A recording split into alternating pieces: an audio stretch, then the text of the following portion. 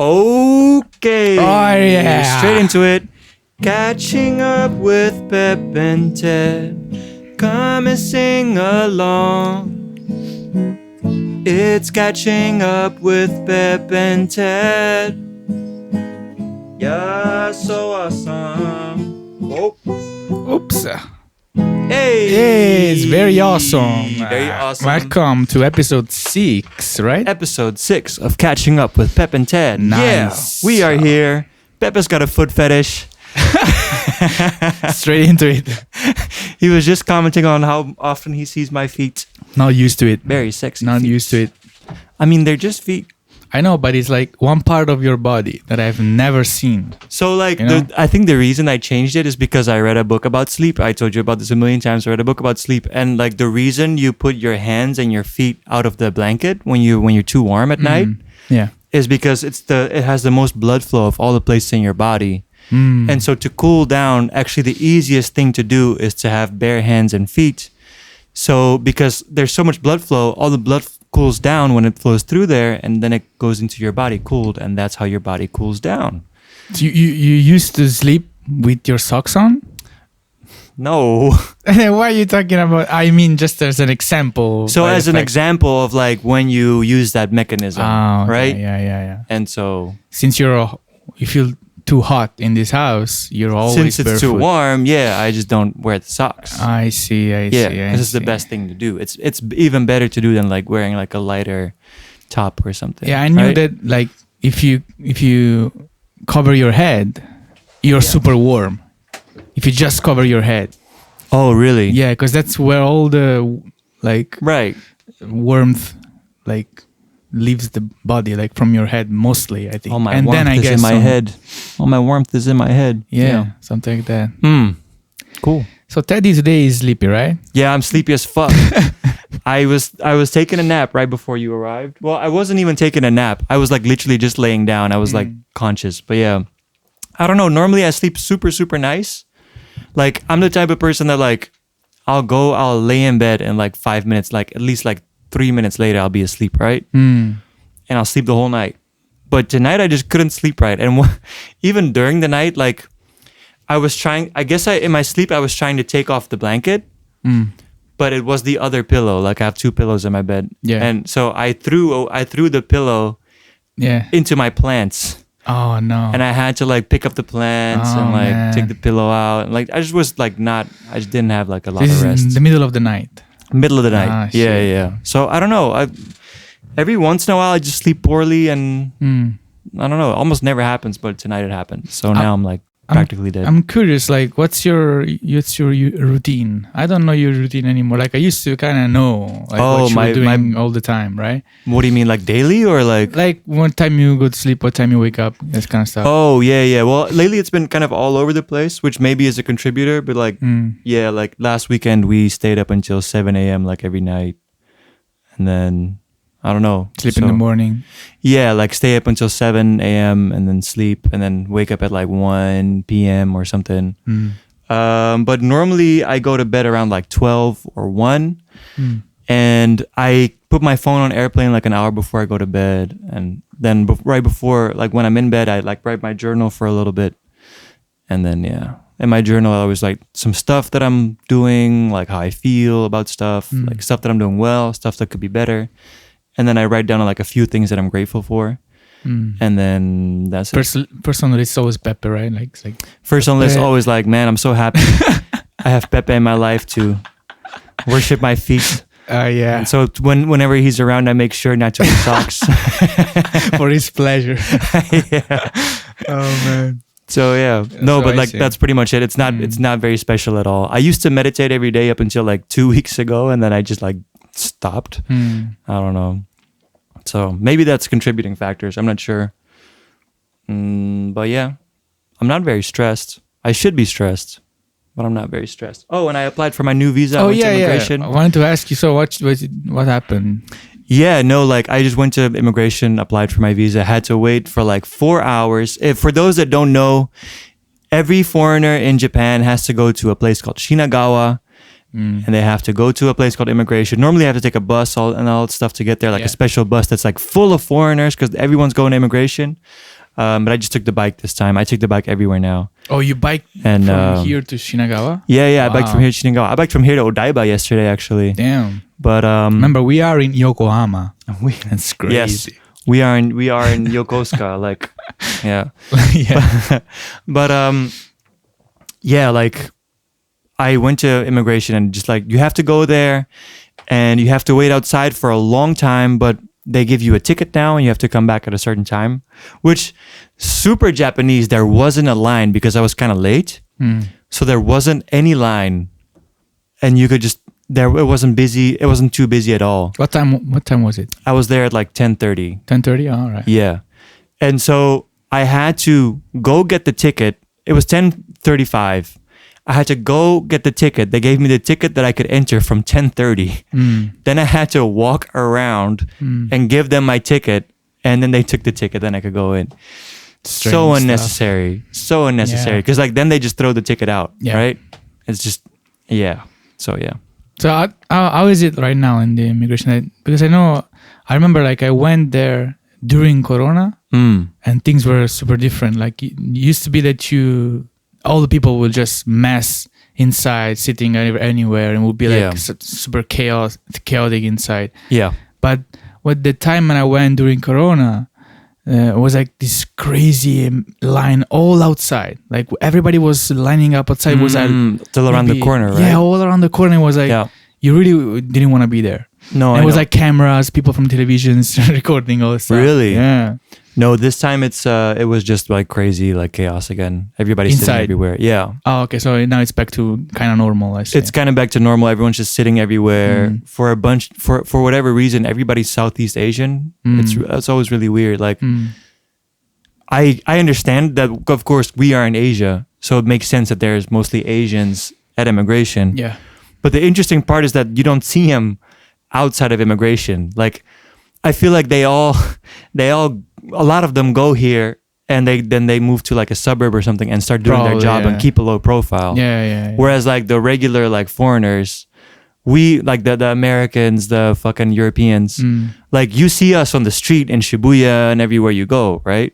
But you don't see them as much. And so whenever you go to immigration, it's interesting to see like the proportions of like nationalities. It's mostly Chinese and South Asian people, right? Yeah, exactly. The immigrants in Japan. Yeah. But then, when you're around, you always notice the Europeans and the Americans, right? Yeah, exactly. Because I don't know, maybe we stick out more, but maybe we also just go to the same places more. Yeah, you know what I mean? That's true too. Yeah. So how long did it take you? 4 hours? About 4 hours. So you finished at 3 p.m.? I left at, so I came there at 10:30 and I was back at 2:30, I think. Oh, okay. Yeah, I back, not still in Shinagawa. I finished at 2:30. And so, like, first I had to wait for like 2 hours for my number to be up. And I was like, so then I wait for this. And then it's finally done. So I was like texting, like I was going to meet my buddy Rick. And I was like texting Rick, like, yo, I'm almost done. Like maybe like 10 minutes. My number's almost up. And then I get it. And they're like, okay, here's your number again. Wait again. Yeah. And I had to wait the whole cycle again. And oh man. Sucked. Yeah, you have to wait 2 times. Yeah, no, I didn't realize. First for applying and then to get it. Yeah, first for applying and then for them to like check your process it, check your files to see if everything is like you have everything. And actually print your new visa. So how long did you take like 1 year at the end? I think we applied for a year or like 3 years. I think maybe we applied for 3 years, but you never get what you apply for. I think you always get like a little bit lower than what you apply for. So I'm gonna get like a year, hopefully. Oh, you don't know yet? No. I mean, you don't know. No. Wait, what? Because they give you like a little paper and then you wait for the mail to arrive. Oh, it's true. Yeah. I forgot. So they give you a little paper and then you have to wait for mail to arrive. And then you get, the way it works is like you get a mail. Yeah. And the way you know if you got it or not is if they ask for money. Yeah. Because if you got it, then that means you have to pay for your residence card. Yeah. And so it's like 4,000 yen. That's like taxes, like the fucking... Yeah, exactly. You have to just bring 4,000 yen and you have to buy a special stamp for it. The stamp. Yeah. You can't just pay 4,000 yen. You have to buy a special stamp worth 4,000 yen. Yeah. And then you go in and then you get your residence card. And it's not until you physically have your residence card in your hand that you know how long you got. And so Yeah. I've never in my life have I seen more than a year. So hopefully, maybe I'll get the 3 year, because maybe they'll be like, well, this guy's been here for a long time. He's applying for 3 years. Is the same visa, the same type of visa? Same type of visa, entertainer. Yeah. You always got this for like 6 years, 7 years you've been here? I mean, like first I had a different visa, but then after that, like for all the time that I've had entertainer visa was like maybe in total 4 years. I think for 4 years I've had an entertainer visa. So yeah. Might happen. Like you might be super lucky for no reason, but it might be tough, I feel. I'll be the first foreigner. I'll be the first person on entertainer visa, I think, if that happens. Because I'm not sure. Do they actually give entertainment visa for 3 years? I'm not sure they actually. I have seen no evidence. Right. Yeah. Because I think the maximum is 1 year. Yeah, I think so too. Maybe if you get lucky, you get one. I hope I get one. That's what I had back when I lived there last time. It was like one. So yeah. But yeah, that means every year you have to go back to immigration. Every year I have to go back to immigration, and every year I have to be like, are they gonna kick me out? Maybe. But yeah. Yeah, man. It's all right. I'm happy as long as I can be here. If they kick me out, you know what? Whatever. I'll go somewhere. I'll figure it out. You know? So, but it would be nice to at some point feel like I can have steady ground under my feet. You know what I mean? I would be able to actually stay in Japan. I feel like a lot of foreigners feel that way. I feel like even you feel that way. I feel like that too, man. Yeah. Doesn't matter how much I accomplish, I still have to go into immigration just as everyone else. And I still I get 1 year, 3 years. I never got 5. Yeah. So I'm hopefully I get 5. And after I get 5, I can maybe apply for the permanent visa, which is the ultimate goal for every foreigner, to get a permanent visa, which is like the closest you can be to be like a regular Japanese citizen. Yeah. Even though I think you can get the passport, because we have a friend that knows somebody that actually has a Japanese. He just became Japanese. Really? But you have to give your away other passport. That's not happening. Exactly right. Of course, it's a good passport to have, Japanese one, but European passport is way more. No, man, powerful. I'm Dutch. Japan isn't giving me any sense of security. Exactly, yeah. And so I want to make sure that I can always go back to the Netherlands. Of course. Yeah. Whenever I want. I just saw Amsterdam in the new Atlanta season.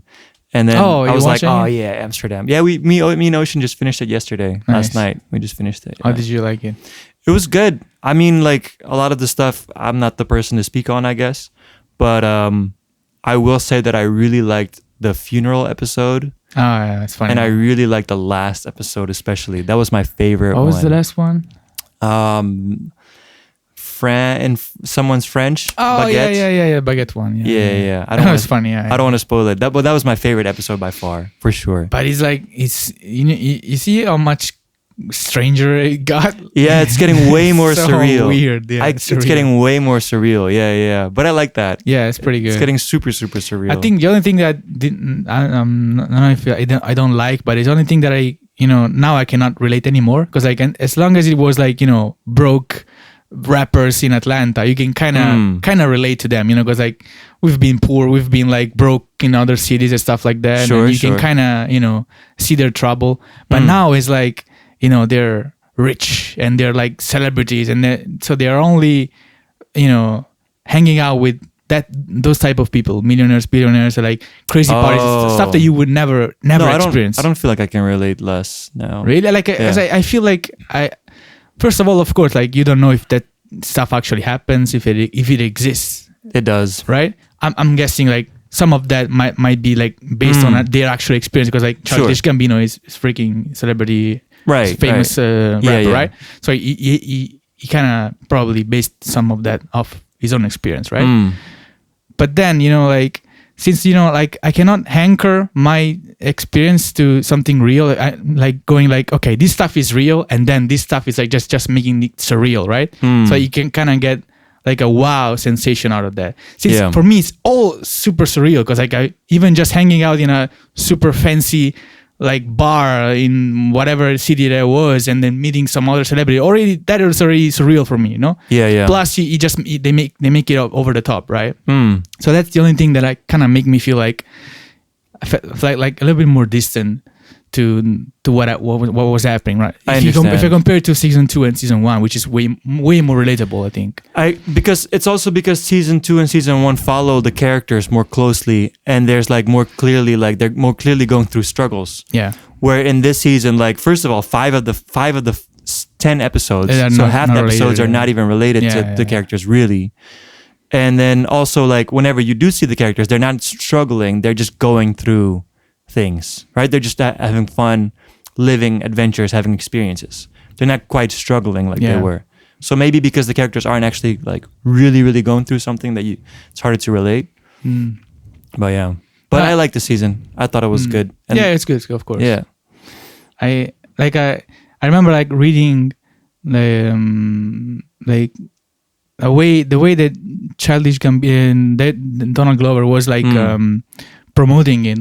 He was saying that it's like Twin Peaks with the rappers. I really like. True. I got such a David Lynch vibe, especially the last episode. I was like, wait, but yeah, and now I can. I think one of the episodes, like I think episode 2 of this podcast, I was trying to tell you something related to Atlanta, but you didn't watch it yet. So now I can kind of tell you. Tell me. I'm not sure I remember though, because I think you were speaking about Indonesian food or something like that.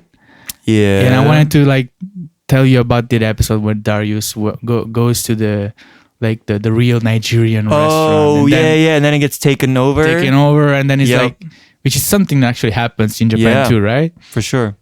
I don't remember what I wanted to tell you. I think I wanted to mention that. Yeah. I mean, that's a classic thing where like very cultural things get taken over by like a large conglomerate that is like not even like from that country. That's usually just like, I don't know, a bunch of white people with like, I like that. I like that thing a lot.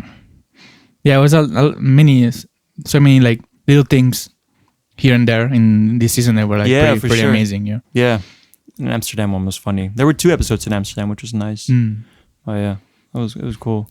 Unfortunately, no episode in Italy. I was looking forward to. Oh yeah, you're like maybe there's like one in Rome or something. Yeah. Because like I think if they shot anything in Italy, I would relate so much easier, and I think I could like kind of decompose their production because you're like when you know how is it right there, and you know how much they actually just made it up, and which is not at all like reality, because like Amsterdam, Paris. I mean, maybe the Paris one, you can kind of get it's just way too over the top to be like nothing of that is real, right? Yeah. But Amsterdam stuff, like I don't know, might actually something that can actually happen, you know. People don't wear blackface like that. Oh yeah, that was kind of Not everyone's just like in their regular outfit plus blackface. That's not a thing. And also the maid in the hotel would not wear blackface.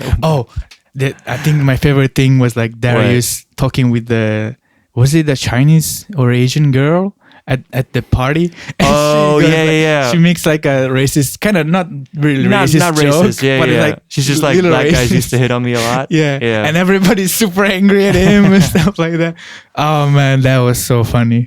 But it's a real thing people do. Yeah. Like in the Netherlands, it's a real thing that like people like for whatever reason, like the whitest people will be like the deciders of what is racism and what isn't, and it's so weird. It's that was so funny. But and then like and then this artist Jai Paul, he comes up and he's like, you see that? That's ultimate white guilt, and it is that actually, and that's super super weird. So it's like very much based on reality.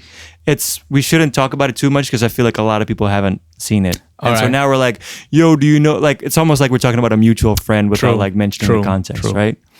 But So you watched Atlanta. What else did you do last week? Well, I told you like I had a weekend where we started on Friday and we were supposed to just get pizza, but then it turned into like a whole night party thing in Shibuya, and then it turned into like. At 4 a.m. was like we invited everybody to our house, to our apartment. Here in Yokohama, And then we cycled there all the way from Shibuya to Yokohama. Wow. And then for whatever reason, in a good way, everybody ended up staying until like Sunday afternoon. Wow. So from Friday morning until Sunday afternoon, Damn. everybody stayed. And everybody just slept all over the place. There were people in this room. There were people on the couch. Like everywhere where you can think that people can sleep. There were people sleeping. And then it was just super fun. Like one guy that makes his own hot sauce. He like made some chicken, like fried chicken, and like made his own sauce. And we all just like hung out. Like we watched some stuff. We chilled out. Like they're Ocean's friends or Yeah. you knew? Yeah. Mostly Ocean's friends. I mean, I guess like I'm part of the friend group too, right? So like, yeah. You already know all these people, or I knew everyone already. Ah, okay, okay. I thought it was like on new person. No. All right. But yeah, so it was fun. That was a good time. And then I played Cyberpunk, which was really fucking good. Really, Cyberpunk is so good. The only thing that I hear is like all the bugs and all. I know, fucking but like things. they fixed it. All right. And so like when Cyberpunk when it came out was terrible, but like and it's still not. It still has flaws, but it doesn't have bugs. All right. But it's like the first 4 hours are like super good. And then like you can tell they're kind of stretching it out. They're like, let's make a long game where like it could be like a short, great game, but it's like a long, good game. You know what I mean? But man, it's like I've never seen a game do lighting so well. And so just because the city is crazy looking, it's like Blade Runner looking, right? Yeah, You've seen Blade neon. Runner 2049, Of right? course, yeah. It looks exactly like Blade Runner 2049, and like the outfits are crazy, and the thing that immerses you so much is that the lighting is just crazy well done. Like all the shadows are crazy. If you're in a car, you actually see like stuff coming by, and like all the shadows, all the lights are exactly right, and there's so many like neon lights that shine like really nicely on the characters, and it just makes it so immersive. So it's like actually super amazing. So I highly recommend playing it for the first 4 hours, and then make your own decision if you want to play more or less. Is it like a GTA kind of game? You just go around missions? Yes, well, and it's stuff first like that? person, which like first of all, I cannot relate to a game if it's not first person. That's why I like Oblivion. That's why I like Oblivion. Like I see. if a game is first person, I feel like I'm there. Like you have to like when you run, you see your little hands only, you know what I mean? And you're looking around. It just makes me feel like I'm there. It makes me so much more immersed. If it's third person, you're watching it from the outside, like I can't really relate. There's a guy, he's doing stuff. I control it sort of, I guess. You For know what me, I mean? it's like the opposite, man. Really? I just don't like first person games. Really? Like, I never liked them. I was never able to actually finish any of the first person games. Okay. Because for me, it was like third person is better because it's a game, you know, like it's the feeling is always connected to when you were a kid and you were playing. And for me, playing was like, you know, making stories, making adventures with this action With a figures and character. stuff. And with Right, okay, yeah. like, you know, puppets and stuff like that. Yeah. So like it feels like you're controlling a puppet and going around. Right, so you kind of want to be remote from I want to see it, you know. I want to see it moving as if I'm like controlling him from behind, you know. That's why maybe I feel more connected to it. I don't know. What I want from games is the opposite of what I want from porn. When I play a game, I want it to like be as immersive as possible and be like, I'm actually here. When I'm watching porn, I'm like, yeah, I want this to be more like a fantasy fake kind of thing, right? I don't get when people watch like the POV porn. That's weird. The first person porn, I don't get it. It's not. No, I'm good. Are you into that or not really? I never tried. Like you know, like you need to get the VR, right? No. It's just porn that's completely shot from like the guy's perspective, right? Yeah. It's kind of weird. It's kind of weird, right? I just don't really. It makes me feel weird. So yeah. But in games, once again, I want to be there. Have you ever played a game with VR, like Oblivion or Skyrim? There's a VR. I've tried VR a couple of times, and it's crazy. But I've never played like Oblivion. I've never played like Fallout and Skyrim and stuff in VR. But I have tried VR, and it's crazy. It's super crazy. Never tried. There was a guy on YouTube that in Fallout you can make your own apartment, right? You can make your own house. And there was a guy that made his own apartment at home in VR, so he could walk around his apartment in VR and just be in Fallout. That's funny. Dumb. Yeah. But yeah, no, VR is pretty good. I just haven't gotten around to like really doing it. Yeah. But yeah. No. Cyberpunk. Good game. So partying and video games. Partying and video games and just like work, like regular. Oh yeah, like you studying. did. You said you were doing like like a programming camp? Oh yeah, me and sort of Rick did thing? code camp. Well, it was only code camp for one day, and then the next day we cycled for 80 kilometers. Oh, so it didn't work out. Yeah, well, I mean, I just had stuff to do, and I was like, yeah, I just had to. I was like, there was like a place that I had to go for a meeting, and it was pretty far. It was like 40 kilometers from where we were. And I was like, well, hey Rick, you want to cycle? He was like, yeah. And then we cycled it, and then so yeah, and then just work. Like I've been practicing programming. I'm applying for that university, so like. Oh, so you decided to go? Yeah, I'm going to get a bachelor's degree in computer science. All right. And so pretty soon I'll be a university student. Wow. I also have this little job interview thing where I might do TikToks for a company. Oh yeah, you told me about. So I went out and I shot some TikToks last weekend, which were the first TikToks I ever made in my life. How was it? It was fun. It's different.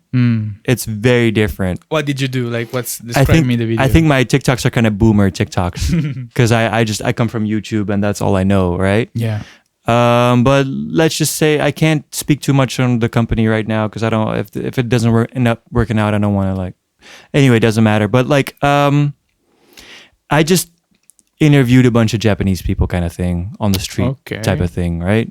So yeah, and I did a bunch of joke stuff, like where we just joke around and pretend to eat sushi like that, like pretend to like do a tutorial about how to eat sushi, but it's really like the opposite of what you're supposed to do, type of thing, right? Yeah.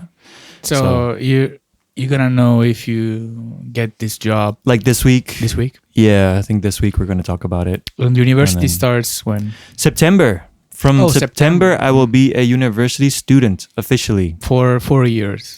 I can do it in 3. But okay, so like if you do it part-time, it's 6 years. If you do it full-time, it's 4 years. If you do it really full-time, it's 3 years. 3 years. But they told me over the phone that nobody has ever made it in 3 or 4 years before. If I do it, I'll be the first student ever, which is a challenge. Yeah. I'm thinking about actually trying it in 3 years, but I feel like maybe I'll die. And so, but like you can always like, I can start fast and slow down as I move, right? So I'm just going to start on the fastest pace, see how I feel about it, see if I can survive and not get burnt out and still like, pay my rent. And then if that works, then I guess I'm going to be the first guy that ever did it in 3 years or 4 years. But if not, then, it'll take a little bit longer. So courses start in September. Yeah. And then first exams are like in what? December? I'm not sure actually. Not sure? Yeah, I just know it starts in September. And like, yeah. You're going to just like watch the remote lessons from your computer or what? Yeah, like they have lectures that I think I watch remote, and then there's also just books that I get. They send me books, and then lectures are like recorded or like live? They're recorded. Oh. Yeah, I think they're live, but then I only have to watch the recording because I'm remote. So I see. Yeah. So whenever you have time, you can just watch it. Yeah, exactly. I can even do my exams whenever I have time. I don't have. I'm not tied to any like type of like time table. So I can always just do whenever. But there's, of course, a specific week in which I have to do a certain exam. Yeah. Right? It's kind of thing. And it's through like a software or something. Yeah, just through their portal thing, their website. Yeah. So, yeah, I'll be studying completely online. Nice, man. And I'll be trying to make a living while I do it. And we'll see how that works out. I have no idea. If how well it's going to work. Well, I mean, depends on my job as well. Yeah. I mean, worst case scenario, and you drop out, you can still, release your first album. Oh, what, college dropout? Yeah. Oh yeah, okay. You can be like you can call it the computer science remote university dropout. No, that sounds like a great title. I'm sure people are gonna love it. So yeah, how was your time this week? You went to Nagoya. Yeah. How was that? Why did you go to Nagoya, and what did you do there? And was it fun? Was it not fun? Did you stub your toe? Did I stub my toe? Yeah. So first of all, a little update on my health condition. Oh no! People want to know. Oh, and your back. Yes. Yeah. Tell us about your back. Last time, as we were recording, I was suffering, man. Like I couldn't sit. So I think if you look at the video, like after like maybe 30 minutes, 40 minutes in the video, you can see me just actually sweating and Oh God. just not being very, very well. So I Yeah. was trying to stay focused on speaking with you as much as I could, but I wasn't feeling well at all. Oh no. So yeah, right after the podcast, I was like, yeah, I cannot just wait and see if this thing passes away. Yeah. It's too scary. Just I went straight to the physical therapist in near where I live, and so yeah, I explained my situation, like what work I do, my lifestyle, stuff like that. Hopefully, he would understand. Then he put like the vibrating machine like on my back. They attach some stuff on you, like on your back, for like sensor kind of stuff, and then like ECG scan. Yeah, and then like he activates the machine and it starts vibrating. I think that's just to maybe to make your muscles more relaxed and more soft. I think because afterwards he does like the actual massage, pressuring like the proper points and stuff like that. Yeah. And so he put the machine on, started kind of massaging and like figuring out what situation with my back. Yeah. So it turns out like my problem is all connected to as I thought it was, by the fact that my spine is getting curved. Oh, because I'm always, when I'm drawing, I'm always like curved, And he told me like, of course, like that's your job. You cannot avoid being curved in drawing, because like that's the only way you can draw, unless you're painting and you can stay like this. But if you're drawing on a tablet, you have to be like this. Because like, as long as you don't sit curved, or you stay like with a proper you sit properly when you're not working, your back can be fixed. Together with the therapy, it can be fixed, right? And like the pain that I got like on the lower back of my spine here, it's all connected. It's all from that, because like the curvature like makes I think the muscle like makes it harder and harder, and when it becomes too hard, it starts to hurt. So we need to soften the muscle. That's the only thing you have to do. You soften the muscle up. You try to stay straight. In your arm. No, on the back. In your back. Okay. My back, yeah. And that's basically it. So I did it like one time. Was painful as hell, man. Like really, because it's so hard, right? Yeah, it was hard. It was like pressuring my back so much. It was super painful. And I did it like 2 times that week before going to Nagoya. And until I went to Nagoya, it was still hurting. Really? But then, the next day, the first day in Nagoya, the pain was gone. Nice. Yeah. I think it was already going away. Because it was already been a week almost that I was in pain. So it was already going away. Plus with the therapy, I think sped it up. Oh, like this. Yeah, I get it. Yeah. But so I went back like yesterday too, and because I haven't been able to go because I was away, and he told me that it's still a bit hard, but it's getting better, and he's like, just do it twice a week, and then we'll see if it just goes away at all, if we have to do something else. We'll figure it out, because I think it's so because of that year when I was drawing Mingo, especially the first like few months of the serialization, I wasn't drawing on a proper seat, a proper like chair. I was just drawing on a regular super normal chair, and then you bought your expensive chair. I remember that. Yeah, and I was like super curved. I remember that chair. That chair was so. Oh my god! I still have it. Yeah. You have that chair? What, the white one? No, I mean the one before, when I went to your apartment in. Can I say where your old apartment was? Yeah, you can say. In Acabane. Oh, the black one. The black one. Yeah. Oh my god! It was like fleeking all over. Yeah, that was funny. I destroyed that chair, man. Yeah, but no, I wasn't talking about that one. Like I'm just a regular chair after that one. Oh, okay, yeah. So I think like those months, like because I really felt pain as I was drawing, which had never happened to me. Yeah. And I think I started to get my fucking spine curve during that time. And then, it just got worse and worse and worse. So yeah, hopefully, now that I'm trying to fix it, it will get better. We'll see. Yeah. So yeah, I went to Nagoya because I needed to do some research for the new manga. Without going too much into details, basically this manga is based on a true story that happened during World War II in Japan. Oh, is this a reveal about what the manga is about? Just no, not into to. It's the reveal, guys. This is the reveal about what the manga is about. No, I don't want to big moment. I don't want to jinx it. Okay, man, no. sorry. But yeah, like because otherwise I cannot talk about at all of what I was doing in Nagoya. You know. Okay, like, yeah. If I don't say anything, you know. Yeah. But yeah, so there used to be like prison camps in Japan. Yeah. There used to be prison camps for each nationality. It used to be like a Dutch concentration camp type of thing, right? Yeah, like POW, it's called in English, I think. Prisoners of war. Yeah. Yeah. There used to be like one for Dutch people, one for Italian people, one for Germans, one for this. Oh, I didn't know they kept the nationality separate. Yeah, mostly they were separate. Wow. So I went to the one that used to host Italian prisoners. And wow. It's not there anymore.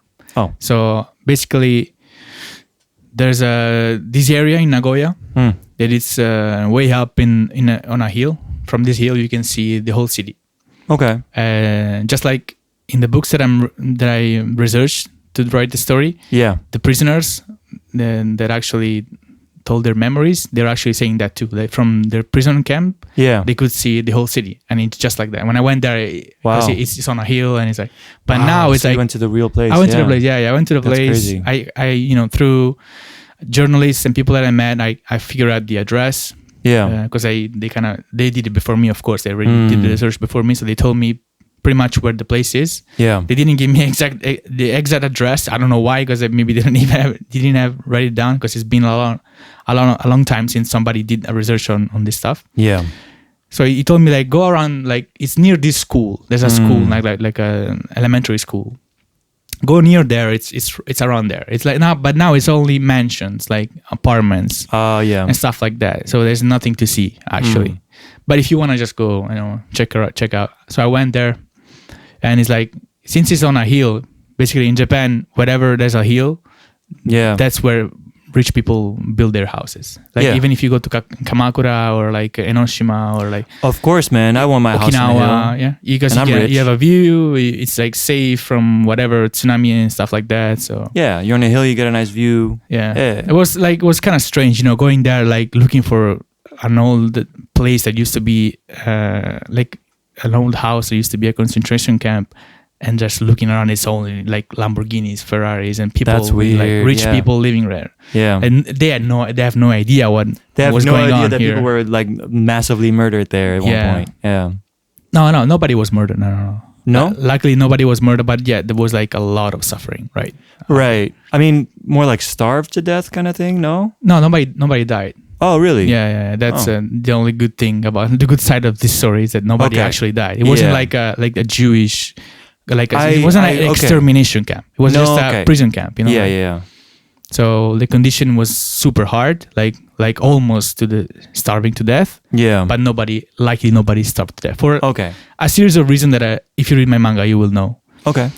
And so now it's all mansions, and the actual spot where this house used to be, it's now like a complex of mansions. And it's like there's like signs everywhere. You cannot enter. Oh. And of course I entered because like, who gives a shit? Like, I mean, why are I gonna do it? Arrest me for entering and doing nothing? Like gonna steal anything, right? I just wanted to take a picture, at least of the view from like what was supposed to be the same level that they were living. The same view from their windows. prisoners were seeing. Yeah. So I just snuck into somebody's balcony or something, and I just took pictures, and there were like kids playing around and stuff like that. But nobody around there, I think, knows that anything happened there. And so that's one thing I didn't know. And then I met with a journalist to talk about this stuff. It's a Japanese. How do you say prisoner in Japanese? Horyo. Yeah. So there's this journalist that did a documentary on this story, the same story that I'm gonna write a manga, and he did it in like 1990. So it's been like a long, like 32 years, something, which is a long time ago. Like I wasn't born yet. I was about to get to be born, Yeah. So I met with him. He's an old guy now, and And this prisoner thing happened during the Second World War. Second World War, yeah. Right. Yeah. So 1943 kind of thing. 1943, yeah. That's around the time that happened.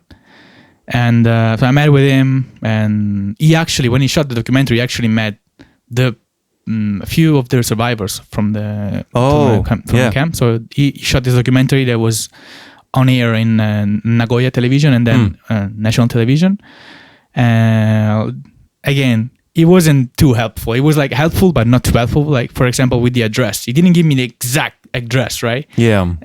Just like with the documentary, it's his documentary, but he doesn't have it. Like, it was like, yeah, if you want to watch it, you have to call the television and you have to ask permission and you have to apply for a thing, blah, blah, blah, to get to see it. Yeah. Because there's DVDs around there of this documentary, but I don't have them. And a few people have them, but I cannot go ask around people just for the DVDs. I was like, oh man, like he's trying to help me, but he's like not too helpful. Like, yeah, I guess if you wanna, because I told him like in advance, maybe like 3 weeks in advance that I was gonna meet him.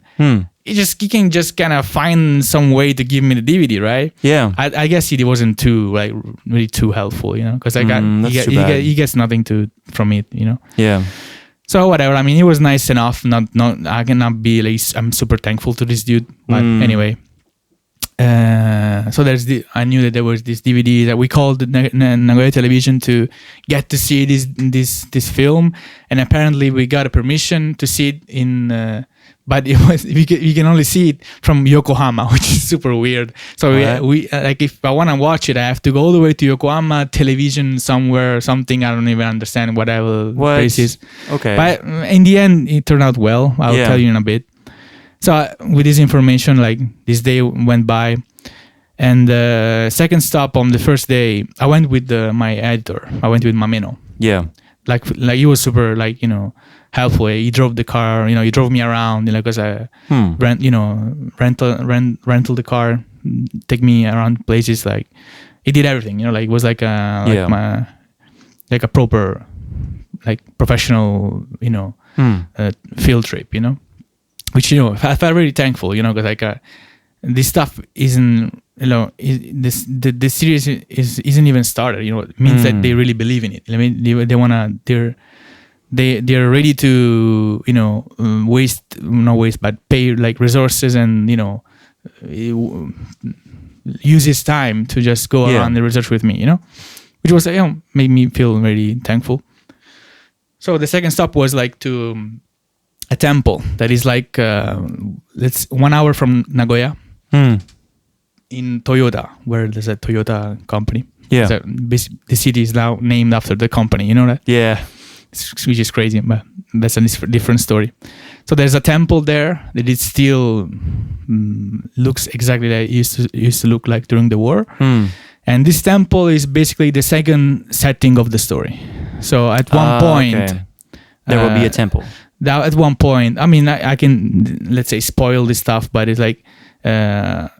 after the huge bombardments of the Nagoya city, basically the whole city is destroyed. Nagoya city is like completely destroyed by the Americans. Wow, okay. Yeah. So all the prisoners, Italian prisoners, Dutch prisoners, all the prisoners around the different concentration camps, they get sent in different temples around Japan. Really? And this is this part of the story is when the story starts to end, and then where everybody like kind of gets more free and more gets they get more food and stuff like that. So like it's like it starts to become like a good part of the story, right? Yeah. So they don't feel like prisoners anymore as time goes on. So it's like kind of a good let's say good memories from the temple days. Yeah. Mostly all the best stuff happened in Nagoya, in the other concentration camp that is not there anymore. So I went to the temple that, of course, they know everything about what happened. They have all the documents, pictures. They it's not the same monk, of course, because he's dead now. Yeah. But of course, he knows everything about what happened, and he has all the books from the prisoners and stuff like that. So I met with the monk. I talked with him. We got all this like food and sweet stuff from this old lady from the temple, which is it's kind of poetic if you think about it, because prisoners used to live here, like 15 Italians used to live in this temple with almost no food. Like they got a little bit more food through the monks family of the time. Yeah. But they were still, struggling, And now, as I arrived there, as this Italian in 2022 arrives at the temple, the first thing he gets is food from this old lady. It was kind of, it's kind of interesting, Nice. to have. We talk about a lot. He showed me all the books, showed me all the documents that some of them I didn't have. And he has the DVDs. Oh. And he just gave it to me. Nice. He gave me the DVDs from the documentary. One documentary more that I didn't know about. Gave me DVDs. I said, you can take it. Because I was like, okay, I'll watch them and then I sent you back. No, you can keep it. You can use it for the manga and stuff like that. Nice. It was super nice. Yeah. I took pictures everywhere at the temple because it's going to be the setting of the manga at one point. And... because you're taking pictures so you can draw them later, right? Yeah. It's not exactly as it used to be because it was this temples. Basically, there's rules that I'm not too specific about, but every few years, temple has to be destroyed and rebuilt. Oh, every few years they get destroyed and then rebuilt. Usually it's after something happens, if there's a fire or something, they destroy it and just rebuild it. Some other times I think there's a Buddhist reason for just destroying it and rebuild it from zero. So this one was rebuilt recently, maybe 50 years ago or something, but just as it used to look like. So it's going to be very, very similar to what they actually experienced. Funny thing is a temple really, really near the temple that I went, where 15 Italians were imprisoned.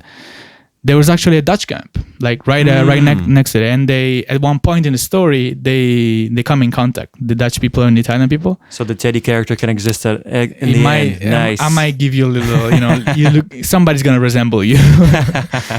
It was funny because the Dutch prisoners were all soldiers and were all technicians from, so they were good at building stuff, electronic stuff, and they were the ones that built radios that enabled everybody to listen to what was happening during the war. Oh, really? And that's how they knew about the atomic bombs and everything that was happening through these radios that the Dutch soldiers built. That's how the Japanese knew. That Japanese and just how the Italians there knew, because they didn't have a radio in the temple.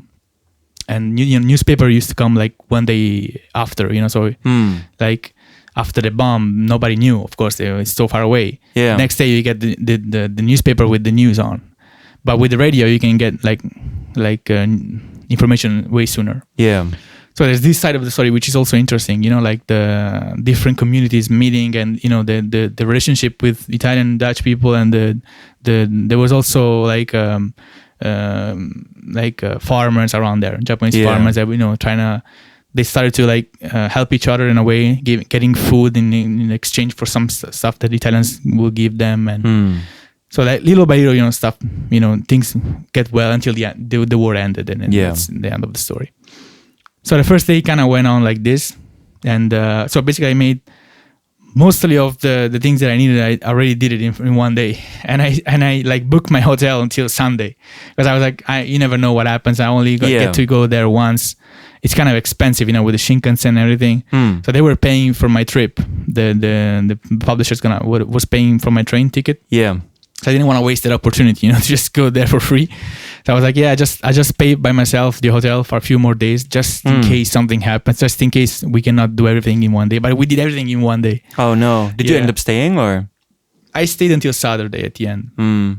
Because I have a friend that lives there. My only Japanese friend lives there. Yeah. It's called Shun. I know about your only Japanese friend. Yeah. You met him too, right? Shun. Yeah, of course. Yeah. So I was, I had plans to meet with him, and so he has this house. He bought a house, an old house, which is exactly from the time that my story happened. So the house is just exactly as it used to look like during that time. Nice. So he let me. He drove me to his new house, which is an old house that he bought in the middle of nothing in Gifu. Wow. Yeah, and it's a beautiful house. He bought a huge house. He bought it for such a great price, and it looks really, really good to be used as the reference for the first concentration camp. Yeah, the one that is not there anymore. Right. So I took a bunch of pictures of this house, and we just went around in the nature. It's super beautiful around there. Nice. kind of looks like the place where we went to shoot the music video with the drone. There's like a river and there's like nothing around, like Sakai. yeah. Sawai. Sawai, not Sakai. Yeah, right. yeah. It kind of looks like that, but Right. it's way more into the jungle, Japanese jungle, Nice. and then we just hang out with him and his wife, French woman, and we just it was fun, just hanging out with him because Nice. I haven't met him in a long time. Yeah. How old is he? He's like 36. Mm. It was fun. Like he's super nice. We also went to surprise his sister at one point. Basically, the last thing I did before I left, Yeah. I was because he has this little sister. She's like about my age. That she's a huge fan of mine. Oh, really? And I was like, You didn't know that? I kind of knew because he told me like even last year, like she gave birth for the first time to her son. Yeah. And he asked me to make a video, like a happy cute. birth giving, something like that. Yeah. Happy birth giving. I think it's something like that. But yeah. So I took this video for her. And it's the only time I ever took these kind of videos, for her, for his sister. And he told me like, my sister's son is actually turning 1, like tomorrow, Saturday, before you leave. If you want, we can go, surprise her. I was like, of course, like I want to surprise her. She's my fan. Like I don't have that many anymore. Yeah. And I was like, I don't get that chance anymore. To meet fans. Directly. I was like, yeah, sure, let's do it. So after we do everything at this house and the nature, we drive to her house. And we surprise her. So he's taking this video the whole time, right? Of me surprising in front of her door. But as we were driving to her place, they were kind of talking. Shun and Gabi is called as his wife. Yeah. They're going like, are we sure that she's going to be happy?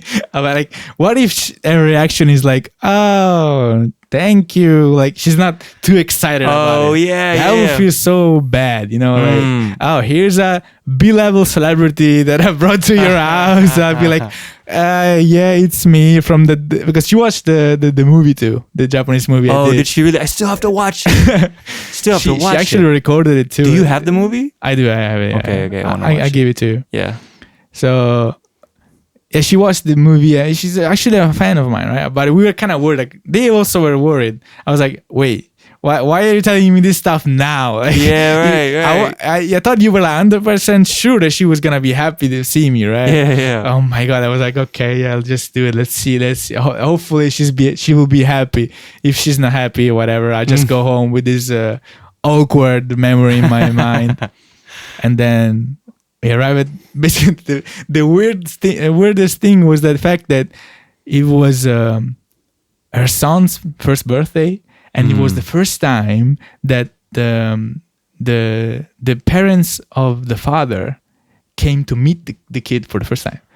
So it was like so you were kind of interrupting. Exactly. It was totally inappropriate for me to go there. I didn't know that. I was like, I know it's gonna be kind of weird at the beginning because like they might be there already because they're coming all the way from the south of Japan to meet this kid. Yeah. And then you'll be there too.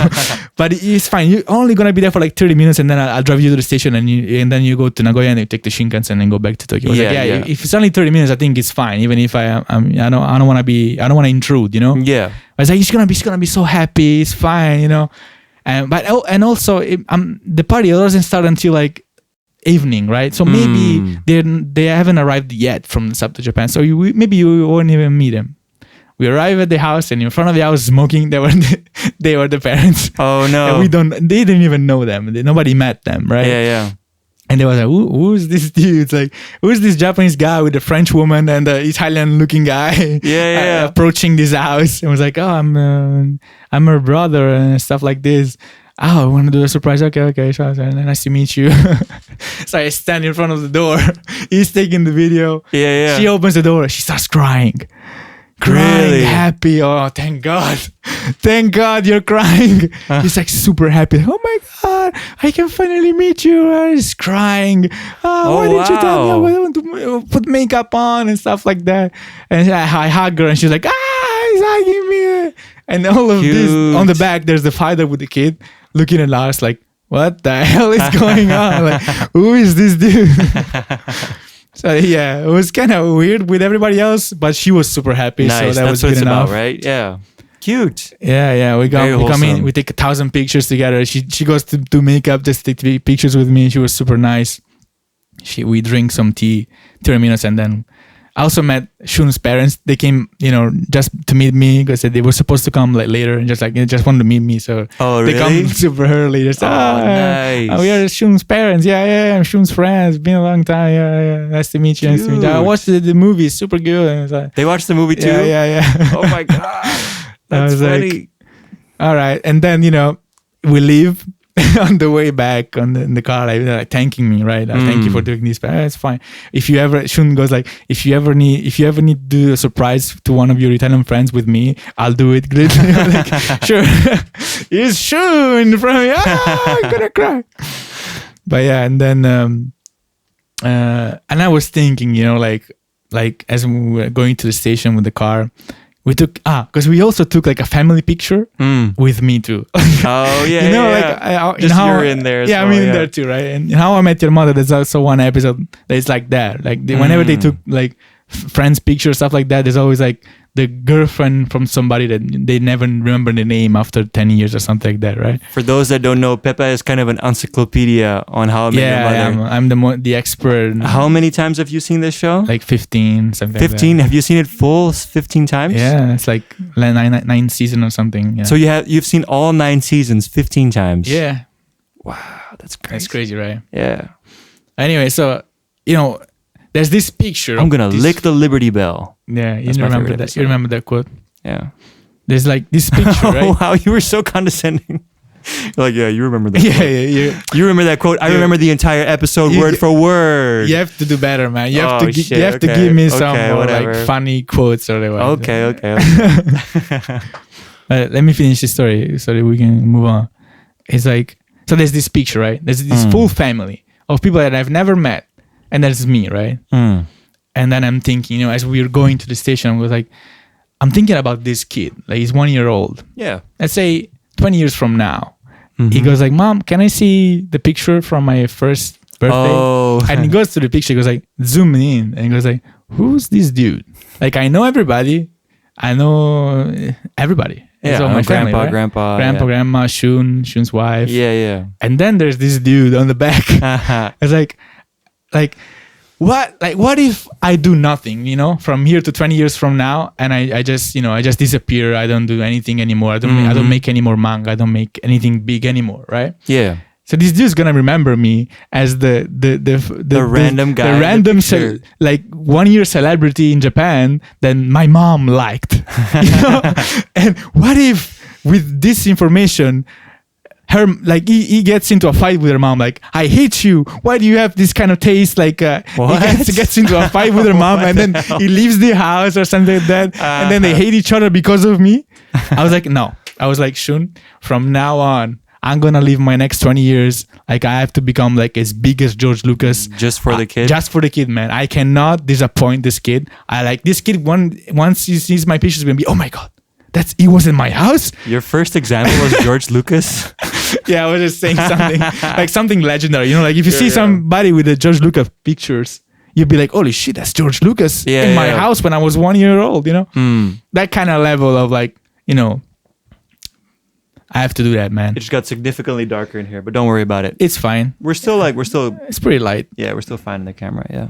So yeah, that was kind of some of my That was your trip. Nagoya adventure. Nice. I mean, it sounds like a good time. I also went to Kyoto. Man, I love Kyoto. Really? What, you went there too? What the fuck? I went there because as I told you, I did everything the first day. Yeah. So I had So you were nothing to like, do. what am I doing? Is it kind of close or? It's super close. Nagoya is Nagoya itself, there's nothing to do. Almost nothing to do. Yeah. But Why do you love Kyoto? I've never been. never been to Kyoto? Never been in my life. You have to go. Really? It's you, especially since you like to cycle. Yeah, man. It's a perfect place for you, man. Because like there's no metro. There's no metro. really? Because they don't want to build anything It's there. a small city, right? It's kind of small. Yeah, small.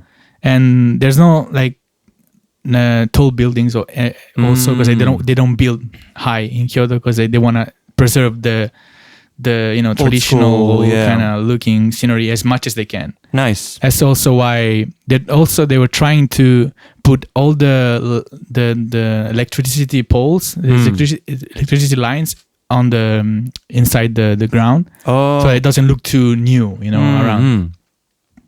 And yeah, the city is, man, it's so beautiful. Man, I want to go. It's the first time I went there, and the first time I rode a bicycle around Kyoto, which is like it's the way you're supposed to leave Kyoto, like going around with a bike. Yeah. Because there's only like 2 ways of transportation, like 3 actually. The car, of course, and then you can either go with a bus or with a bike. Yeah.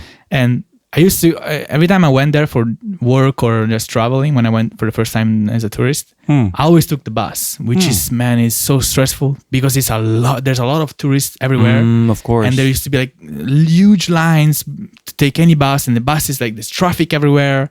So it's like super stressful to move around with the bus.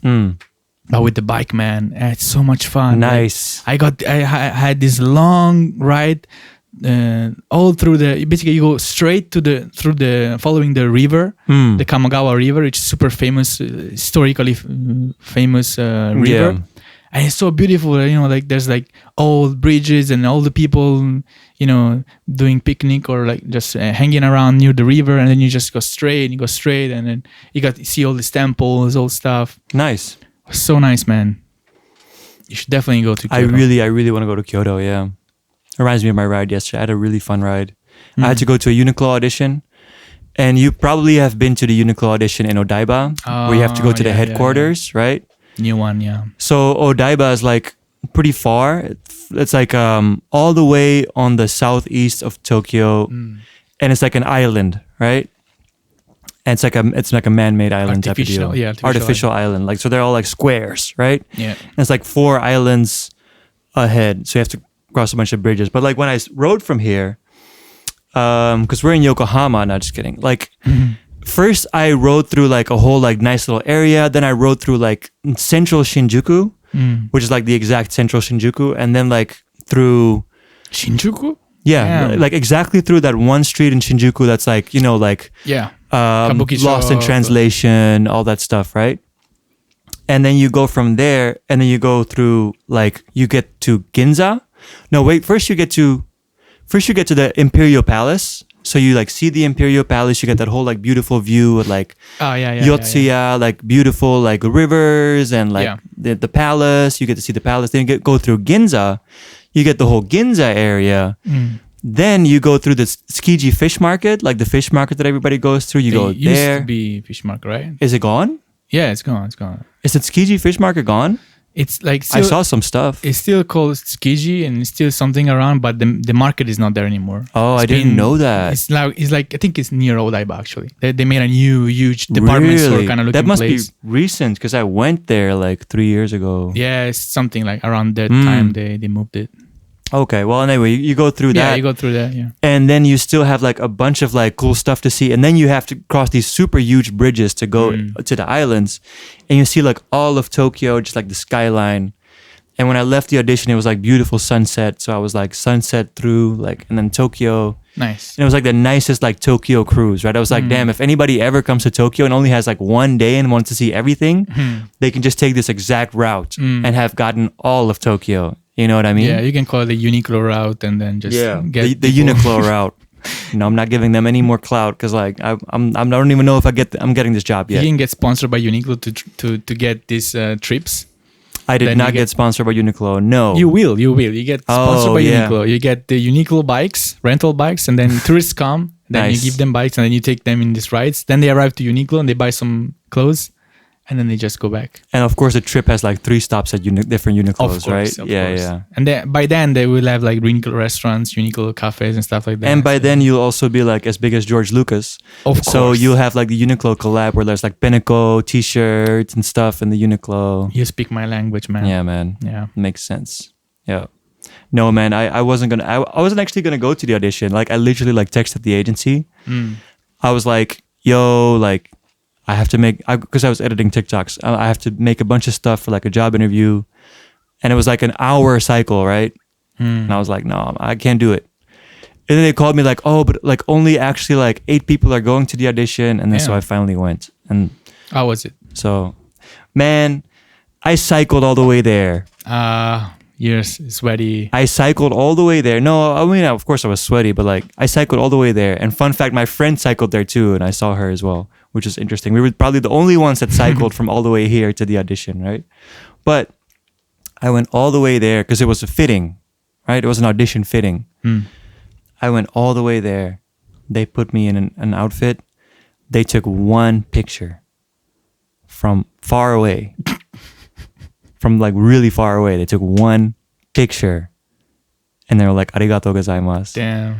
And I was like, I cycled an hour to get here. This is all we're doing. Like, I could have done this they could have, oh man. So many things could have been done different, right? But still, you got the good scenery, you got the good memory. I got the nice ride. So it was worth it in the end. And like, I'm not sad at all about it. Like, it was a great ride.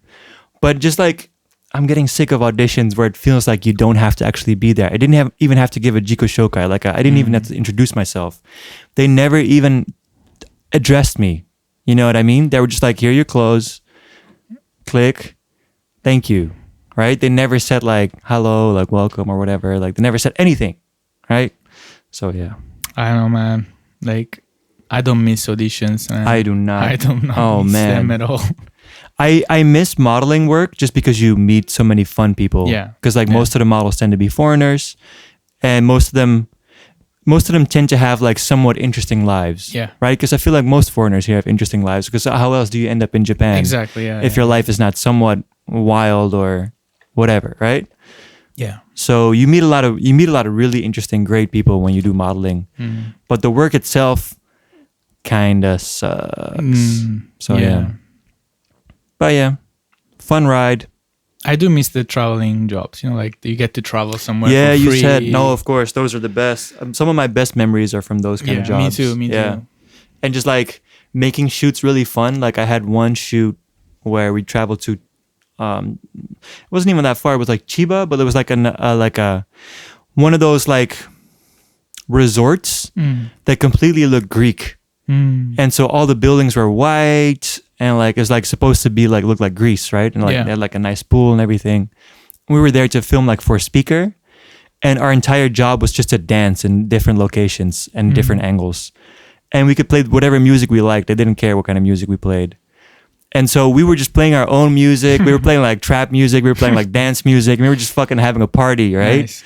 And it was just the most fun thing ever. Every time they would to say cut, we would still be dancing. We'd just keep dancing and just have a really good time. Your music, man. I think I did play my music at some point. Yeah. Right. And we had to stay there for like 2 nights. So like we stayed there for 2 nights and danced a whole lot basically. And it was just like the best shoot ever, right? Yeah. So those things like are super, super fun. Yeah.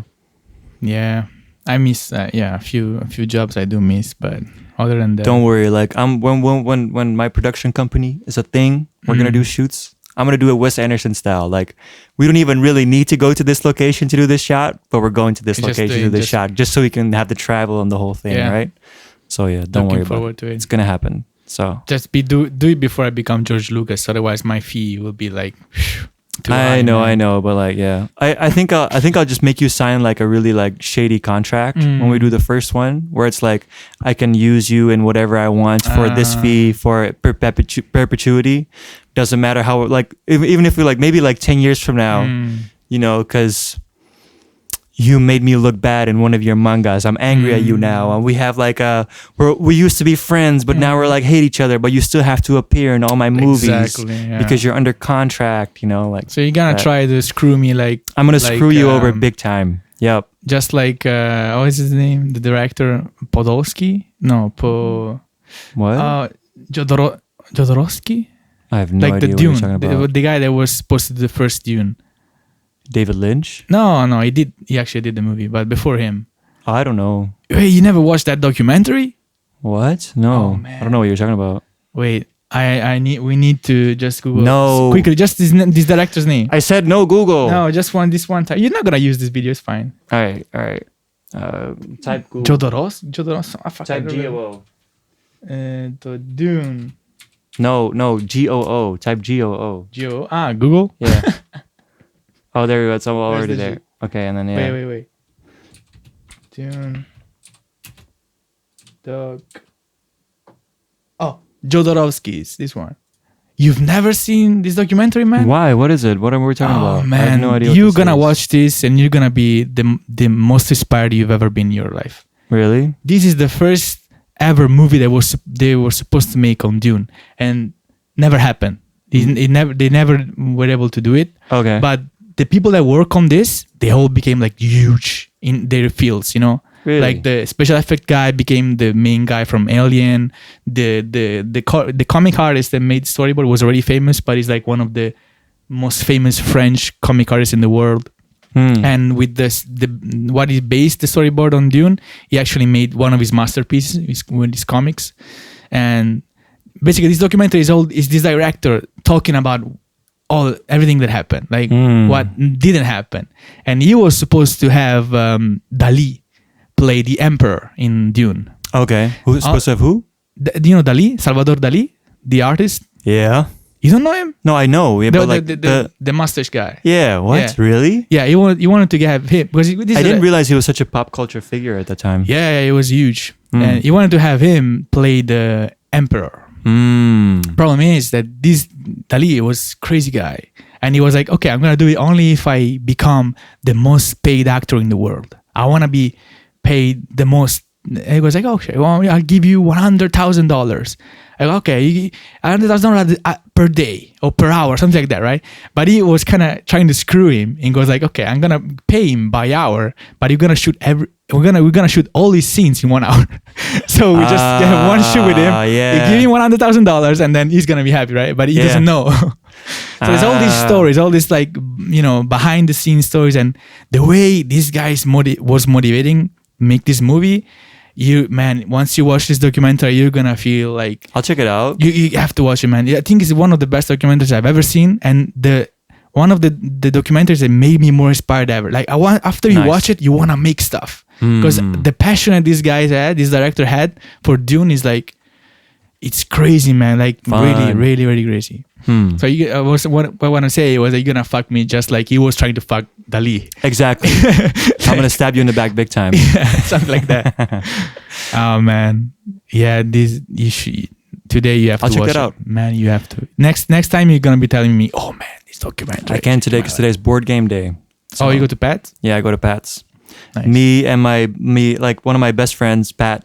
He's a board game freak. For those who don't know, he loves board games. He even has a YouTube channel where he and his fiance play board games. Shout out to the channel. What's the? It's called All Aboard. If you're on YouTube, please subscribe to All Aboard. It's the most wholesome board game channel ever. And Pat only really loves two things. He loves a lot of things.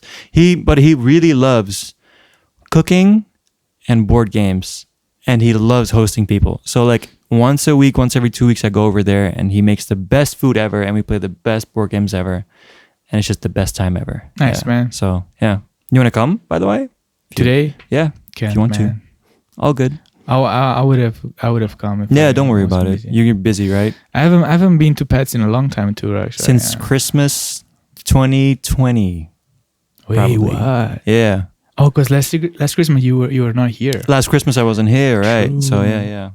But yeah. Let's organize it for next time. Maybe with Belly too. Sounds like fun. Yeah, it would be fun. Because like I met him at your housewarming party. Basically, I talked of only to course. Pat. Yeah. Oh, you guys talked a lot at my housewarming party, didn't you? Yeah. Ah, fun. Yeah. I only talk with him, so I really like having like housewarming parties and stuff like that because like you get to mix friends that don't normally like interact with each other, right? So it's like all these friends that I normally see separately are all here, but now they're interacting, which is like but really once fun. I come, I want to have the Chinese one, like the Chinese dinner. Oh, it's so good. There's a place around the corner from Pat's, and it's like this old Chinese couple that runs it, and they've been running it for like 30 years. They're Chinese? They're not Japanese? They're Chinese, oh, yeah. Really? I didn't know that. And they haven't changed the menu or the prices of the menu for that entire 30 years. So for like the same 300 yen or like with 600 yen, you get like the biggest chahan ever with like the fried chicken next to it. It's oh my God, it's amazing. It's so good. And like they know me now. So like the last time I went there, I'm like, oh, Hisashiburi, like nice to see you again. And it's the best place ever. Yeah, I have a good memory of that Chinese place food. is actually crazy. And they work so much because they work 6 days a week. Damn. 6 days a week, this place is open for like, I want to say like 10 hours or something a day. So 6 days a week, they run this place for 10 hours a day. Plus they have to clean. Plus they take a break in the afternoon. And they're old. And they're old. They're super, super old. Yeah. And this guy, if you call them up on the phone, they will actually come to your house. Yeah. The guy will go on his motorbike and he will take it and he will give you like big real plates. And he will take the real plates to your house. Yeah. Then you put the plates outside of your door when you're done. Yeah, you just like pile the plates up outside of your door. And then at some point the next morning or that evening, like he'll come to pick it up. Oh, I didn't know that. It's crazy, man. I asked him to do catering for my party once, and they weren't up for it. I guess. Oh, really? I think they're just so. I think the reason that they're still able to do this is because this is their routine, right? They wake up every day, and it's this thing. This is almost like they're almost like in a Zen kind of loop. This is their routine. This is the way they live life. They said no to the catering in Shimo. No, around that area. Oh, it was very close to them. Why not? Because it was like too much stuff to make? Yeah, they were just like, I think they just didn't want to go outside of their comfort zone, to be honest. I was like, yeah, well, like we'll order this much. Like, I make sure it's like, you get paid really well. I see. But they were like, no, I think they didn't trust you.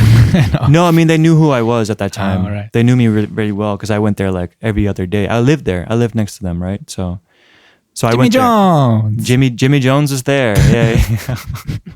Jimmy Jones. During my housewarming, the cops came to my place. During the housewarming from the first podcast, the cops showed up because it was like, I guess 2 a.m. Was it 2 a.m.? Something like that, yeah. It's like 2 a.m. We were still like playing music and having fun. And like, even some people were like, man, from the outside, it sounds like there's a club here. And then the cops came and then the cop was like, can I see your passport? And I like held up my passport and I grabbed it. And I was like, no, like they can't legally grab your passport, right? And so he was like, can you like recite it for me? Cause I can't read it from here. I'm like, yeah, it's Jimmy Jones. And they were like, whose bicycles are these? Cause they're not supposed to be inside. I'm like, oh, I think the downstairs neighbors own them. And then, yeah. So Jimmy Jones is out there wreaking chaos. But yeah. I made a mistake in the picture that I put on Instagram of you with the bike. I should have captioned that Jimmy Jones. Too bad. I will change it. Change it? That makes sense. Oh, man. Cool. Well. This has been it. This concludes the episode 6. Number 6. We catched up a little bit. Yeah. And we're going to catch up. Are we catching up? When are you going to Italy? I'm leaving for Italy next Wednesday. So maybe Tuesday we can do it. And you're back before the 20th of July, right? Yeah, of course. Yeah. I'm back like 14. If you miss my birthday, I'm going to be so mad. We're going to do a housewarming? Like a house party? I'm going to do something on my birthday. I don't know yet. I might combine it with 2 other people like that I'm close friends with that are both on 20th of July.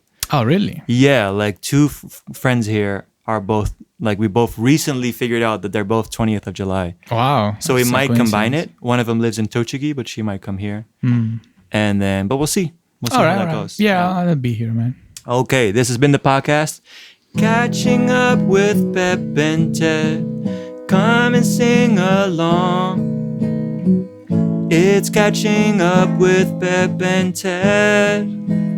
Ooh, so awesome. Oh my God, why every time one chord goes off, but it's fun. Remember to eat your vegetables, people. Yes, eat your vegetables and don't do things that